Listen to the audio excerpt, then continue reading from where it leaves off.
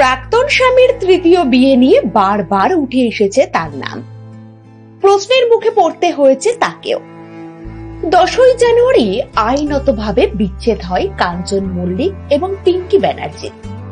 যদিও 2021 সালে করোনা পরবর্তী সময় থেকেই চলছিল তাদের মধ্যেকার বিবাদ। ডিভোর্সের পর ছেলে ওশের দায়িত্ব পেয়েছেন পিঙ্কি। 10 বছরের সন্তানের দায়িত্ব নিতে চাননি কাঞ্চন।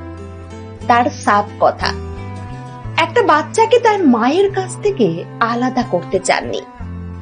কিন্তু এখানেই শেষ নয় এই বিতর্কের।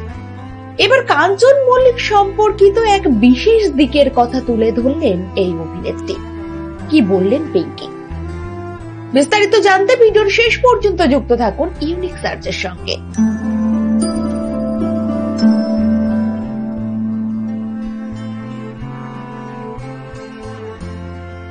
কাঞ্চন মল্লিকের সঙ্গে শ্রীময়ী চট্টরাজের তৃতীয় নম্বর বিয়েতে বারবার সামনে এসেছে অভিনেতার দ্বিতীয় স্ত্রী পিঙ্কি বন্দ্যোপাধ্যায়ের নাম। যদিও পিঙ্কির সাফ কথা, তিনি এই বিয়ে করে ভুল করেছিলেন।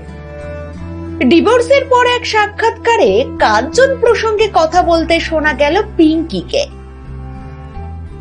প্রাক্তনকে জীবন থেকে মুছেই ফেলেছেন, স্পষ্ট জানিয়ে দেন একটা মানুষের জীবনে বিয়ের বাইরে অনেক কিছু আছে। বিয়ে ভেঙে যাওয়া তার জীবনের শেষ হতে পারে না। এখানেই থেমে থাকেননি পিঙ্কি। তার মুখে শোনা গেল কাঞ্চনকে বিয়ের পর এক বিশেষ মানুষকে পাওয়ার কথা। এক সংবাদ মাধ্যমকে অভিনেত্রী জানান, কাঞ্চনকে বিয়ের থেকে তার সবচেয়ে বড় পাওনা তার শ্বশুর মশাই। তিনি যেমন দেখতে সুন্দর, তেমনি সুন্দর ভালো ব্যবহার, অসাধারণ ব্যক্তিত্ব, বড় মনের মানুষ। 27 বছর ধরে অন্ধ ছিলেন। 27 বছর ধরে দেখতেই পেতেন না চোখে, তাও একটা দিন লাঠি ধরেননি হাতে। উনি ছিলেন আমার চা কফি খাওয়ার ব্যক্তি, আমায় ডাকতেন বিনি নামে। পিঙ্কি আরো জানান, ছেলে তার কাছে শ্বশুর মশাইয়ের প্রতিচ্ছবি।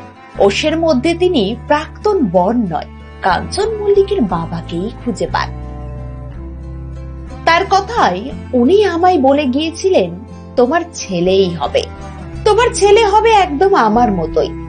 তুমি তোমার চা কফি খাওয়ার পার্টনার কখনোই হারাবে না। আমার ছেলের দিকে তাকালে মনে হয় ও সত্যিই দাদুর মতো হয়েছে, এমনটাই দাবি করেছেন পিঙ্কি। ছেলেকে নিয়ে জীবনটাকে আবার নতুন করে দেখছেন এই অভিনেত্রী। ওদিকে সদ্য বিয়ে করেছেন কাঞ্চন শ্রীময়ী। সেই বিয়ে থেকেই তাদেরকে নিয়ে বিতর্ক শোনা গেলেও তা আজ কাটতে পারেনি পিঙ্কি এবং ওশের জীবনে।